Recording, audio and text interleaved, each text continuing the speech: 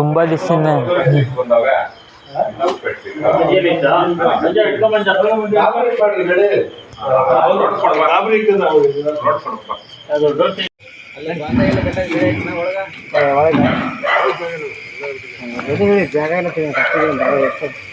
ಇವಾಗ ಸದ್ಯಕ್ಕೆ ಲೈಟ್ ಬಲ್ಗಳನ್ನೆಲ್ಲ ಕಟ್ಟಿ ಆಮೇಲೆ ನೀವು ಇದು ಮಾಡ್ರಿ, ಶಿಫ್ಟ್ ಮಾಡ್ರಂತೆ ಜಾಗ ನೋಡ್ಬಿಟ್ಟು. ಒಳಗೆ ನಡೀರಿ, ಒಂದೇ ಸರಿ ಹೋಗೋದಿರ ಒಳಗೆ ನಡ್ಬಿಡಿ.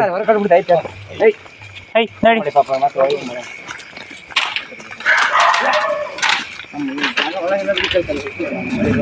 ಅಲ್ಲಿದೆಯಲ್ಲ ಜಾಗ. ಹೈ ಹೈ ಹೈ ಹೈ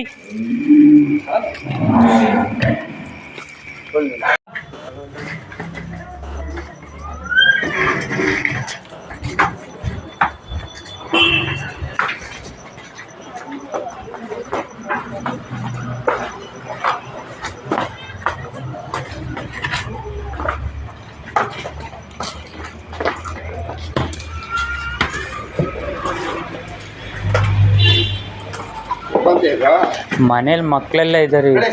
ಏನು ಸ್ವಲ್ಪನೂ ಇದಕ್ಕೆ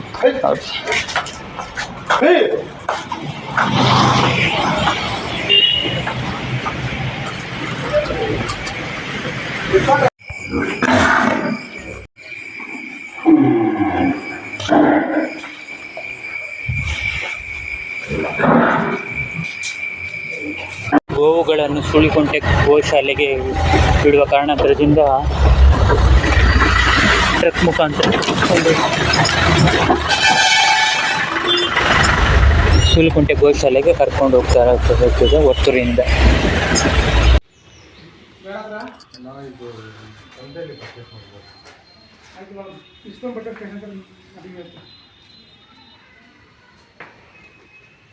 ಸಾಕೋದ್ರೆ ಆಚೆ ಜಾಗ ಇದಲ್ಲ, ಬೈಲು ಬೀಲ್ ಕಟ್ಟಾತಾನೆ. ಇಲ್ಲಿ ಬೀಗ ಹಾಕ್ಬಿಟ್ಟು ಕಟ್ಟಿದ್ರೆ ಮತ್ತೆ ಕಟ್ಟಿ ಮಳೆ ಇದೆ ಅಂತ ನಾವು ಮಾಡಿರೋದು.